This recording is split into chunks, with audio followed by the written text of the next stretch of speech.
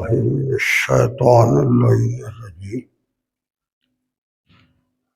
بسم اللہ الرحمن الرحیم وجاوزنا ببنی اسرائیل البحر فاتبعهم فرعون وجنوده بغیا وعدوا حتی اذا ادرکه الغرق قال آمنت انه لا الہ الا الذی آمنت به بنو اسرائیل وانا من المسلمین الآن وقد عصیت قبل وكنت من المفسدين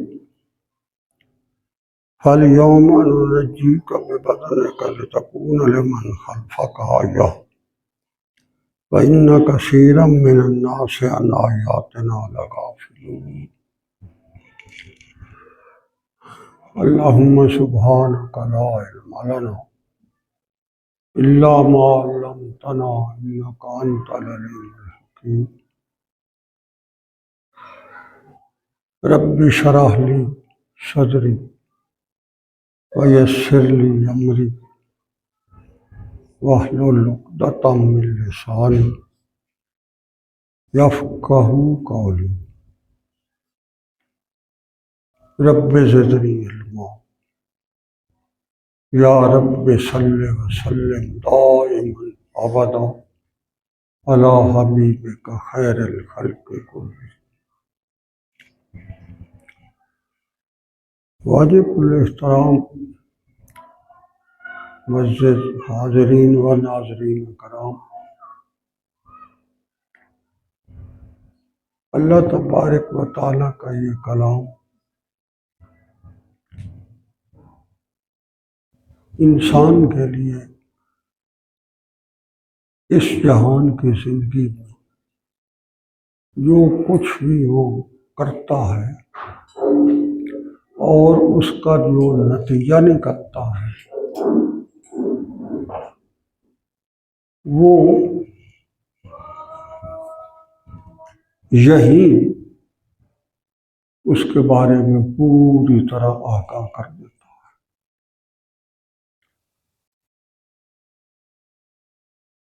کیونکہ یہ جہان دارالعمل ہے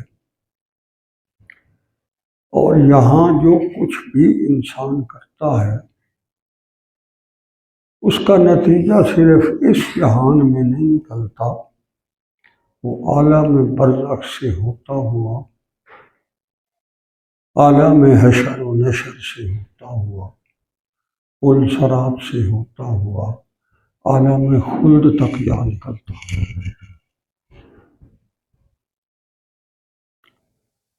جس قدر بھی آدمی اس جہان کے اندر اپنی زندگی کا جو زاویہ بناتا ہے،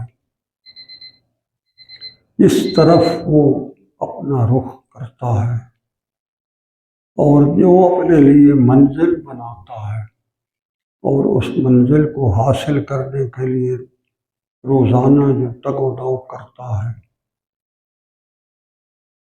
اس کا کوئی نہ کوئی نتیجہ اس کے ذہن میں ہوتا ہے کہ میں یہ کروں گا تو اس کا نتیجہ یہ نکلنا چاہیے۔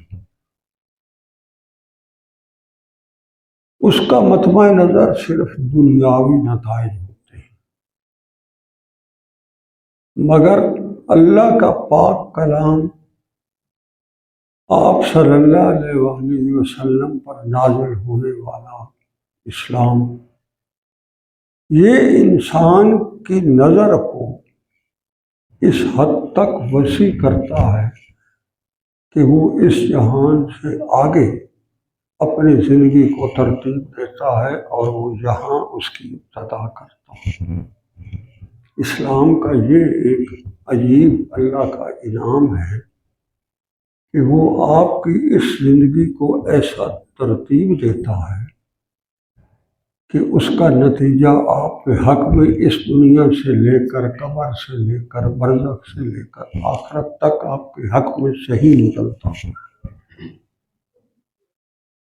اگر کوئی اس کلام اللہ کے پاک قرآن آپ صلی اللہ علیہ وآلہ وسلم کی نبوت اور سنت خیر الانام اور اللہ کے اس پاک اور پاکیزہ اور مقدس انعام کو اپنی زندگی میں داخل نہیں ہونے دیتا، تو پھر بھی جو کچھ میرے اللہ نے اس کو اس جہان میں مقدر کیا ہے وہ اسے پھر بھی مل جاتا ہے، مگر آخرت میں اس کا نتیجہ اس کے حق میں اچھا نہیں نکلتا۔ من کان یرید الحیات الدنیا وزینتها نوفی الیہم اعمالهم فیہا وہم فیہا لا یبخسون۔ اگر آپ کی نظر، آپ کی زندگی کا مطمع نظر، آپ کی منزل صرف یہ دنیا ہی ہے، وزینتہ، اور اس کے اندر جو زیبائی اور رعنائی کے مختلف اللہ کی طرف سے نظام چل رہے ہیں، اگر آپ نے اپنی زندگی کو اس کے حوالے ہی کرنا ہے، نوفی الیہم اعمالہم، تو آپ کو ہم اس طرف لگا دیں گے۔ آپ وہ کام کرتے تھے، آپ دنیاوی اگر مقصد مطمع نظر ہے تو آپ کو کرتے ہیں۔ فیہا لا یبخسون، اور اس میں آپ کی کمی نہیں کریں گے، یعنی اگر آپ نے دنیاوی لحاظ کو سامنے رکھتے ہوئے آپ نے اگر 16 آنے کام کیا ہے تو دنیاوی اجر اس کا 16.25 آنے دے دیں گے۔ وہم فیہا لا یبخسون، اس میں اپنی طرف سے کوئی کمی نہیں کریں گے، جو تم نے محنت کی ہوگی اس سے زیادہ تمہیں یہاں دیں گے۔ اولئک الذین لیس لہم فی الآخرۃ الا النار، مگر اگلا جب یہاں سے تم جا کر اگلے جہان میں قدم رکھو گے تو اس ساری دنیاوی زندگی کا نتیجہ جو ہے صرف جہنم کی آگ ہوگی، اس کے علاوہ کچھ نہیں۔ حابط ما، تیرا سب کچھ حبط ہو جائے، ختم۔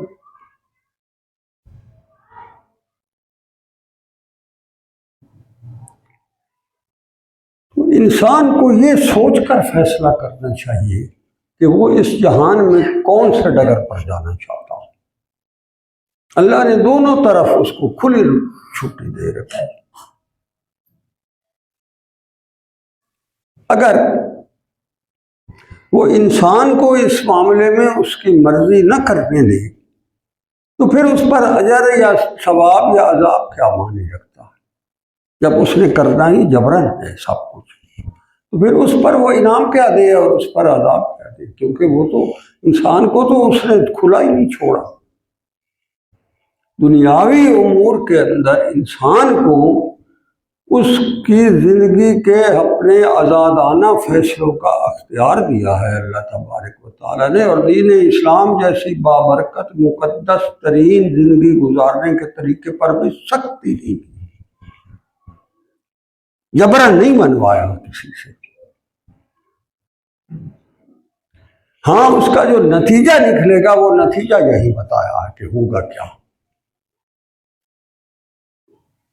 اور عقل مند انسان وہ ہے، ہدایت یافتہ بندہ اسے کہیں گے، سیانہ آدمی وہ ہوگا جو اس جہان کی زندگی کو اس ڈگر پر لے کر چلتا ہے جس کا نتیجہ کل کو اس کے حق میں بہترین سے بہترین ہوتا ہے۔ ورنہ جب یہ جہان کی بساط لپیٹی جا رہی ہوتی ہے اور اگلا جہان جو ہے وہ منکشف ہونے چلا ہوتا ہے تو انسان کو صاف اسی وقت سمجھ آ جاتی ہے کہ میں کیا کرتا رہا ہوں اور مجھے کیا کرنا چاہیے تھا، ورنہ یہ پتہ لگ جائے۔ صرف یہ اس وقت تک اکڑ فوں اور فوں فاں ہے جب تک انسان کے اندر یہ سانس کی ڈوری چل رہی، یوں ہی یہ ڈھیلی پڑے گی اس کو سب کچھ پتہ لگ جائے۔ ابھی وہ اس جہان میں ہوتا ہے کہ اگلا جہان اس کے سامنے آ جاتا ہے، اسے پتہ لگ جاتا ہے تو کہاں جا رہا ہے۔ یہاں آپ نے دیکھا ایسے لوگ بھی گزرے ہیں جنہوں نے براہ راست خدائی کے دعوے کر دیے، ربوبیت کا۔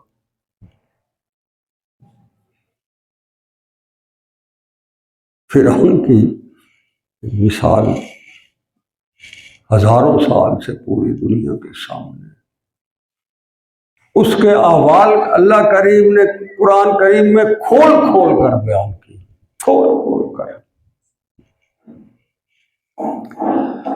اور ان پر جو اللہ کریم کی طرف سے نبی مبعوث ہوئے اس قوم پر، اس کے حالات بھی اللہ نے بڑے وسیع انداز میں بڑی شرح و بس سے بتائے ہیں تاکہ کسی کے دل میں شک نہ رہ جائے۔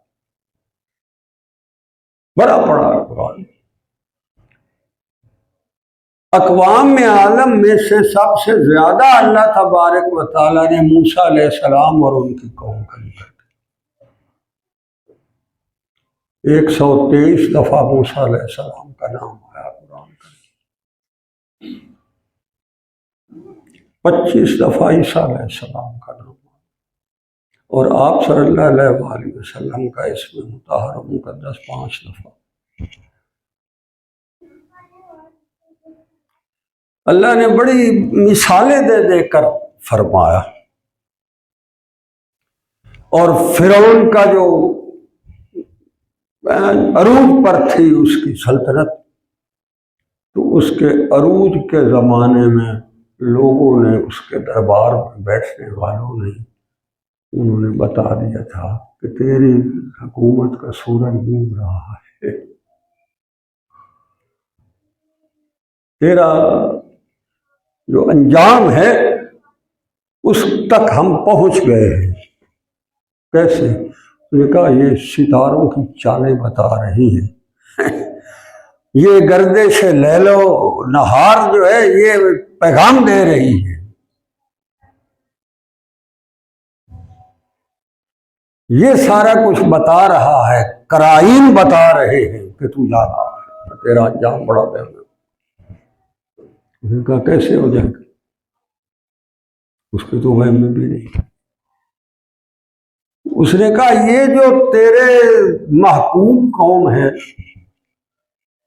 یہ محکوم قوم جو ہے تیری بنی اسرائیل، انہی میں سے ہی ایک بچہ پیدا ہو رہا ہے جو تیری سلطنت کے پرہچے واقع۔ اس نے کہا مسئلہ ہی کوئی، ان کا جو بچہ پیدا ہو ذبح کر دو، بات ہی ختم۔ ہوگا نہیں تو کرے گا کہ ہونا شروع ہو گئے۔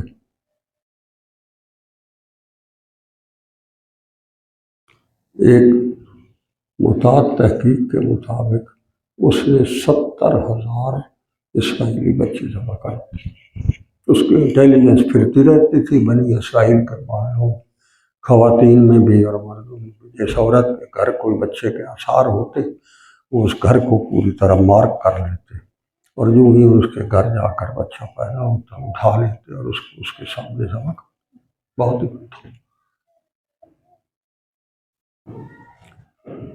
لمبی بات۔ موسیٰ علیہ السلام ہوئے پیدا،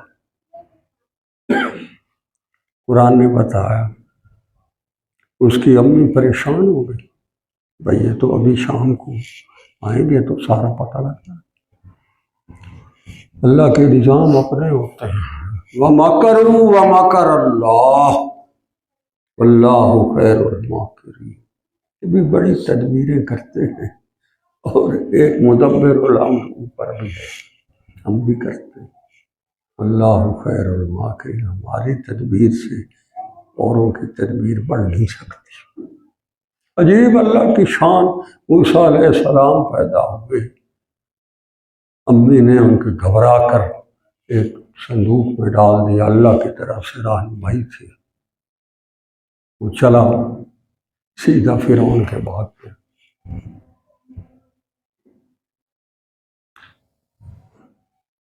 صبح سویرے وہ اپنی ملکہ کے ساتھ باغ کی سیر کر رہا تھا، اس کو جو باغ کو سیراب کرنے والی محل کی طرف سے نہریں آتی تھیں، اس میں اس نے دیکھا کہ ایک صندوق ہے اور وہ صندوق جو ہے وہ اس کی نہر کے ساتھ کنارے لگا ہوا ہے، اور جو اس کا کنارہ ہے اس کے ساتھ اٹکا ہوا ہے۔ ٹھیک اس جگہ وہ فرعون سیر کرتا ہوا آیا، اس جگہ وہ صندوق اٹکا ہوا۔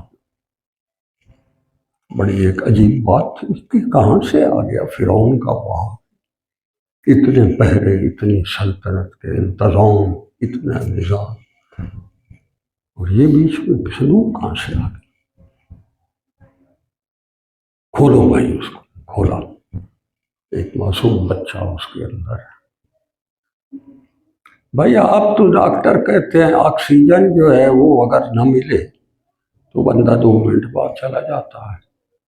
موسیٰ علیہ السلام کی امی نے اپنے محلے سے جو ڈالا تو فرعون کے محل تک آتے آتے تو کتنے منٹ لگے ہوں گے؟ چلو 10 منٹ ہی کہو، کافی تو لگ گئے ہوں۔ اس وقت آکسیجن کہاں پڑ گئی تھی؟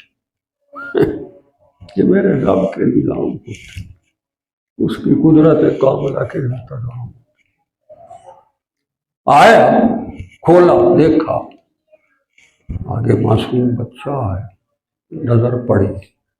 اب یہاں جو نظر کا انتخاب ہوتا ہے، یہیں سے اللہ تبارک و تعالیٰ کے انعام یا عذاب کی ابتدا ہوتی ہے۔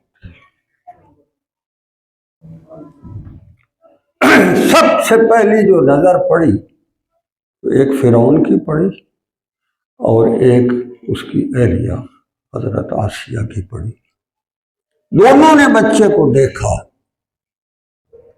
اور دونوں کی نظروں میں کافی اختلاف تھا، بعد المشرقین تھا، جس کا اظہار فرعون کی بیوی نے یکسر اس سے مختلف کیا جو فرعون نے کیا تھا۔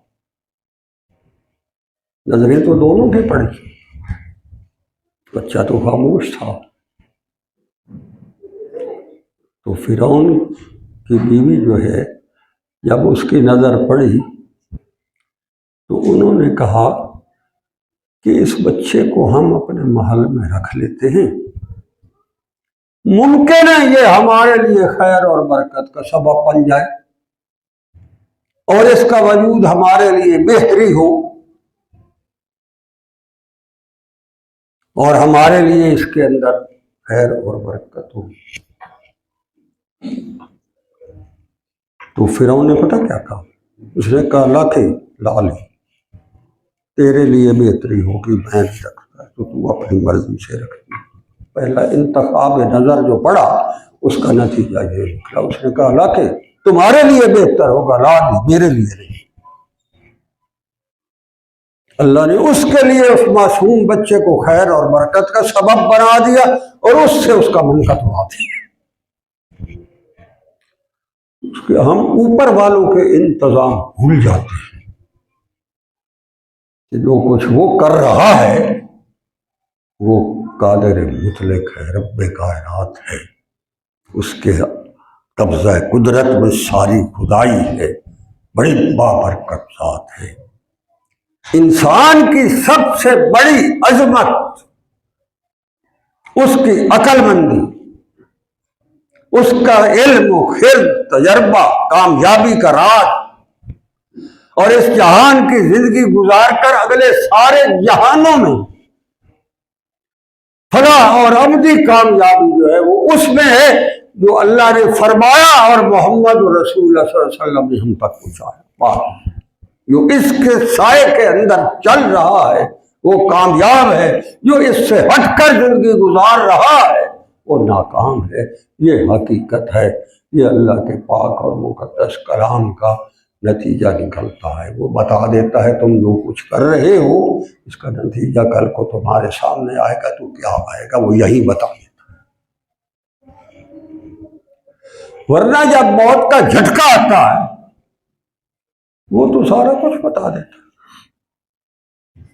ملک الموت جب سامنے آتا ہے تو سارا کچا چٹھا ساتھ لاتا ہے، بتا دیتا ہے کہاں جا رہے ہو۔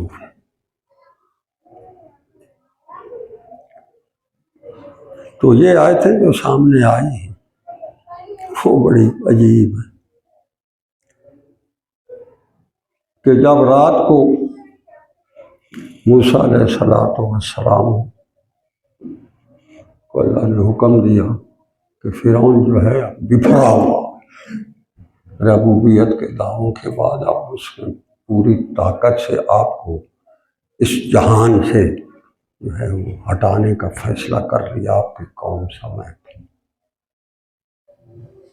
جیسے ابی جہل اور اس کے سارے قبائلی سرداروں نے بیٹھ کے دار و ندوہ میں فیصلہ کیا تھا کہ آپ صلی اللہ علیہ وسلم کی آج زندگی کی آخری رات ہے، بس سر شام ہم پہرے کھڑے کر دیں گے، رات کو کسی ٹائم بھی ہم کر دیں گے۔ اللہ نے فرمایا وَمَكَرُوا وَمَكَرَ اللَّهُ۔ پھر ہوا کیا؟ نتیجہ کیا نکلا؟ نتیجہ یہ نکلا کہ 100 میل جو ہے ادھر سے مدینہ شریف سے آپ صلی اللہ علیہ وسلم گئے اور 150 پونے 200 میل ادھر سے آیا، اللہ نے اس کو مکے کی بستی سے اٹھایا، بدر کے میدان میں لایا اور وہاں 2 بچوں سے ذبح کرایا، اور حضرت عبداللہ بن مسعود نے اس کے بالوں سے پکڑ کر قلعہ بدر میں ڈالا۔ اس کا تدبیر یہ ہوتی۔ یہاں بھی یہی، اور ہر ایک کے ساتھ یہی ہوگا جو بننا چاہتا ہے نا بڑا شاعر ہے، اس کا نتیجہ ہمیشہ یہی نکلتا، ہمیشہ اس کا انجام بھیانک ہوتا ہے۔ تو جب فرعون کو پتہ لگا کہ موسیٰ علیہ السلام تو رات کو چل پڑے، اس کے دربار کے باہر 70,000 گھوڑ سوار فوج جو ہوتی تھی وہ ہر وقت جنگی لحاظ سے تیار اس کے حکم کے انتظار میں کھڑی ہوتی تھی۔ کسی لمحے بھی وہ حکم دیتا تھا، وہ 70,000 جو فوج تھی وہ تو اسی وقت حرکت میں آ جاتی تھی، اور باقی چھاؤنیوں سے نکلتے آتے چلتے کچھ ٹائم لگتا تھا۔ 70,000 گھوڑ سوار فوج جنگی لباس میں جنگی لحاظ سے تیار اس کے حکم کے لیے انتظار میں، مال کے وقت انتظار میں کھڑی تھی۔ اب اس کو تو بفرا ہو غصے سے، اور اس نے اسی وقت حکم دیا، پوری چھاؤنیوں میں ہلچل مچ گئی۔ 70,000 اس کا گھوڑ سوار کھڑا تھا، اس کے سامنے اس نے اپنی شاہی سواری بگھی کے اندر بیٹھا اور اپنا سارا تیار کر کے پیچھے سے چلا آ رہا۔ اب ایک عجیب اللہ نے فرمایا، اور پھر نتیجہ کیا ہوا؟ مختصر فرمایا وجاوزنا ببنی اسرائیل البحر، ہم نے بنی اسرائیل کو تو تجاوز کروا دیا، یعنی دریا پار کروا دیا۔ فاتبعہم فرعون، اور پیچھے فرعون بھی چلا آ رہا تھا، وجنودہ، اس کا لشکر کے لشکر، 1,00,000 تو اس کے لشکر میں وہ گھوڑے تھے جو مشکے تھے، کالے رنگ۔ لکھا ہے تفسیر کہ جو اس کی فوج موسیٰ علیہ السلام کے لیے چلی تھی اس میں 1,00,000 تو وہ گھوڑے تھے جو کالے رنگ کے تھے، باقی اللہ جانتے۔ جنودہ، اللہ نے اسی طرح جند نہیں کہا، جنود کہا، جنودہ، بہت بڑا اس کے ساتھ پیچھے لشکر، بغیم و عدوہ، اللہ سے بغاوت کرتے ہوئے اور موسیٰ علیہ السلام سے عداوت کے جذبے سے سرشار پیچھے سے آندھی اور طوفان کی طرح چلا آ رہا، اور سامنے دیکھا تو سمندر جو ہے اس کے اندر راستے ہیں۔ بنی اسرائیل کے لیے جو راستے بنے ہیں وہ ایسے تھے جیسے پانی نہیں ہے بلکہ دیواریں سیمنٹ کی کھڑی ہو گئی، اور نیچے جب دریا خشک ہوا سمندر کے تہہ میں تو وہ ظاہر ہے اس کی ریت ہوتی ہے، گیلی ہوتی ہے۔ جبرائیل امین نے ایک دفعہ سے پھونکا مارا، وہ ساری ریت خشک ہو گئی، اور فرعونی لشکر جو تھا وہ عدوہ، پوری بغاوت اور پورے دشمنی کے اس میں مست آ رہا تھا، آگے جبرائیل امین اس کے گھوڑے پر سوار آئے، پیچھے سے میکائیل جو علیہ السلام تھے وہ ساروں کو ہانک کر لا رہے تھے، پیچھے رہے کوئی تھے جو سارے انوے کر رہا۔ اللہ کے دونوں فرشتے جو تھے وہ عمل کر رہے تھے۔ بہرحال وہ جب آیا دیکھا، اس کے حواریوں نے پتہ کیا کہا؟ اس نے کہا جناب بادشاہ سلامت، یہ راستے تو آپ کے لیے بنائے گئے، وہ ذرا جلدی پہنچ گئے اس لیے غلطی سے وہ چل گئے ہیں، وہ ابھی گزر رہے ہیں، آپ پیچھے گھوڑا یہ تو آپ کے لیے بنائے۔ اس نے کہا ہاں، یہ الفاظ اس کے ہیں، ہاں ہم ہی اس لائق ہیں کہ ہمارے لیے دریا راستے بنائے۔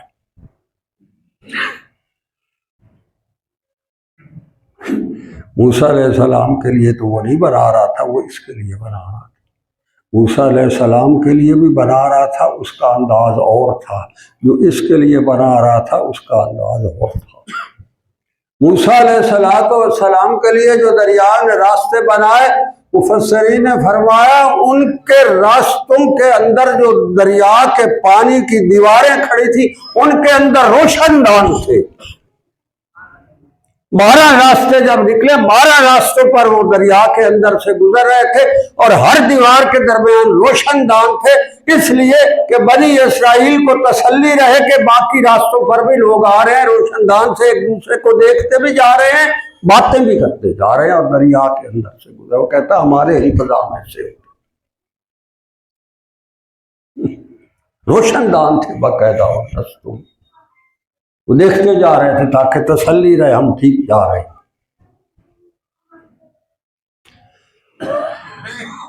تو اس جب فرعون نے کہا نا کہ یہ تو آپ کے لیے تھے، آپ چلے تشریف لے چلے، وہ بھی تشریف لے آیا بیچ میں، ٹھیک اللہ کے نظام کے مطابق۔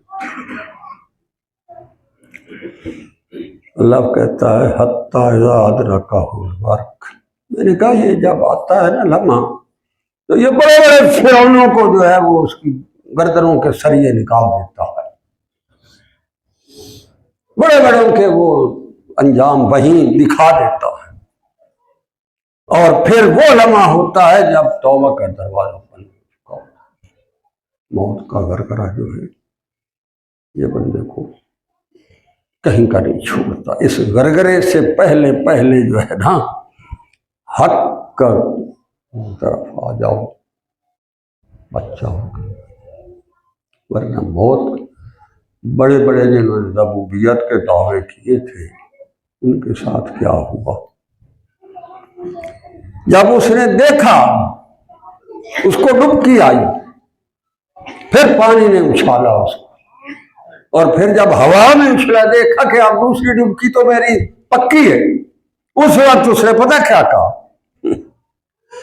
اس نے کہا قال آمنت انہ لا الہ الا الذی آمنت بہ بنو اسرائیل، سائیں ایمان لاتا جس طرح بنی اسرائیل والے ایمان لے آئے تھے نا۔ قال آمنت انہ لا الہ الا الذی آمنت بہ بنو اسرائیل، جیسے موسیٰ علیہ السلام کی امت میں بنو اسرائیل میں سے نیک صالح لوگ جو تھے جو موسیٰ علیہ السلام کی رسالت پر اور اللہ کی الوہیت پر ایمان لائے تھے، اسی بنو اسرائیل کی طرح اب میں بھی سارا کچھ مانگتا ہوں۔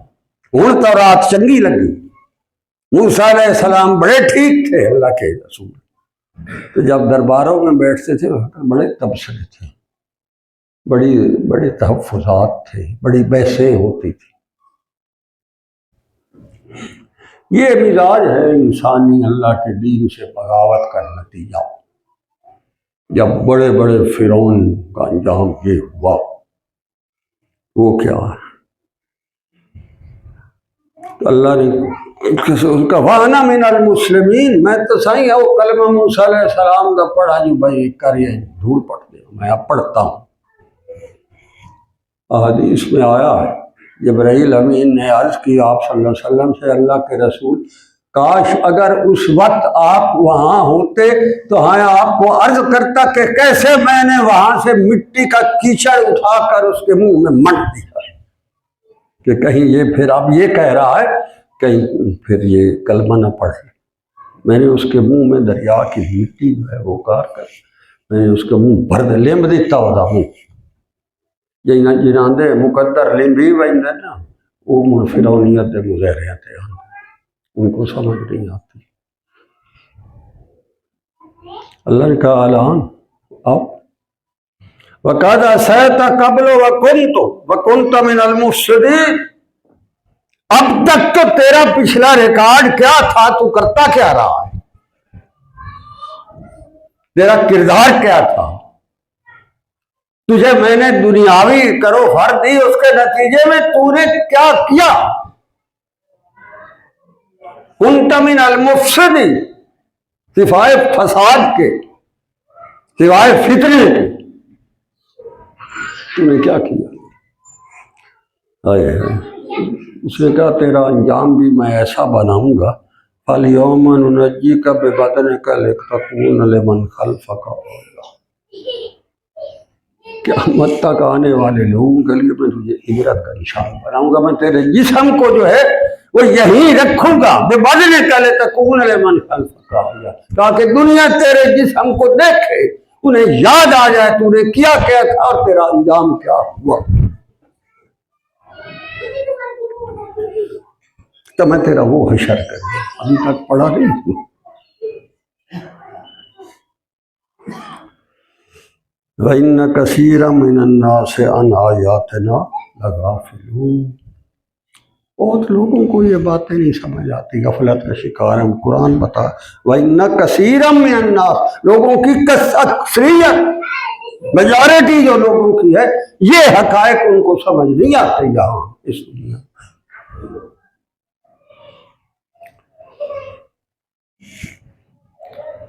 جس بندے کو اللہ کے ساتھ نسبت تعلق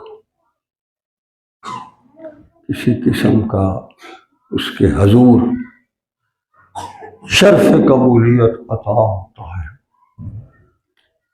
اللہ تبارک و تعالیٰ اس کو سنبھال لیتا، اس کو گمراہ نہیں ہونے دیتا۔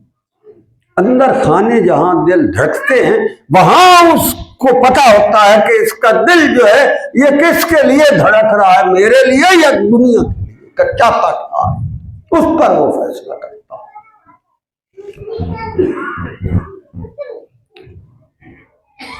آج کل بڑا وہ شب برات کا ہے، ابھی 15 تاریخ کو ہوئی، اس کے بارے میں علماء کرام نے بہت کچھ لکھا ہے۔ میری ناقص صاحب جو مجھے سمجھ آتا ہے وہ یہ ہے کہ اللہ تبارک و تعالیٰ نے محمد رسول اللہ صلی اللہ علیہ وسلم کی امت کی ہر رات شب برات بنائی، ہر رات شب برات۔ شب برات میں ہم کیا کہتے ہیں کہ جی اللہ کریم جو ہے اس رات جو ہے سارے پورے سال کے فیصلے کارکنان قضاء و قدر کو ملائکہ کو دیتا ہے، اس پر عمل کرتے رہتے ہیں۔ تو وہ تو فرماتا ہے حدیث مبارکہ کہ ہر رات کو وہ پچھلے پہر آسمان دنیا پر آ کر صدا لگاتا ہے، رب کائنات ہے کوئی جس کو میں بخش دوں، ہے کوئی جو مجھ سے اپنے مطالبات کرے اور میں سارے مان دوں۔ یہ تو روز ہوتا ہے، یہی تو شب برات ہے اور کیا۔ وہ مومن کی شب برات تو ہر رات ہے، روز ہے۔ رب کائنات براہ راست آواز دیتا ہے اور کہتا ہے پوچھو مانگو بتاؤ کیا چاہتے ہو، میں دینے کو تیار ہوں۔ وہ عرش عظیم سے اٹھ کر آسمان دنیا جو یہ نظر آتا یہاں ہوتا ہے۔ یہ حدیث مبارکہ نہیں، تو تیری میری شب برات تو روز ہے بھائی۔ سال کی 15 شعبان کی انتظار نہ کرو، کسی رات بھی اٹھ کر بیٹھ جاؤ اور اس کے ساتھ اس کو منا لو، اس کی مان جاؤ، اپنی سنا لو، اس سے منوا لو، جو چاہتے ہو وہ کر لو، تیری شب برات اسی وقت، تیری شب برات تو روز ہوتی۔ تم اس سے فائدہ اٹھاؤ، 15 شعبان کی ہر سال ضرور انتظار کرنا ہے، اس دن وہ کرتا ہے، آگے پیچھے نہیں سنتا۔ تو کہتا ہے میری طرف سے تمہارے لیے شب برات کے انعامات، ہر رات کو آسمان دنیا پر پچھلے پہر ہوتے ہیں، میری آواز آتی ہے، تو آواز سننے والا بن، آ کر بیٹھ تو صحیح، بات تو کر، تو چاہتا ہے پھر میری عطائیں دیکھ۔ شب برات تو ہر وقت یہی تو ہوتی، اور کیا ہوتی۔ آپ صلی اللہ علیہ وسلم کے طفیل اللہ نے ہماری شب برات روز بنا رکھی۔ کہ رات اٹھی کھلو وہ تو شب برات ہی شب برات، اور بہ کے اس کو منا کے اٹھی، جو مرضی ہو جائے وہ مان جاتا، اس کو اپنی منوا لو، اس کی سن لو، اس کے بعد اس کے ساتھ سیدھے سیدھے چلتے چلے جاؤ، اور روز تیری شب برات، اتنا عرصہ زندہ رہے گا روز تیری شب برات۔ اللہ تبارک و تعالیٰ توفیق عمل عطا فرمائے۔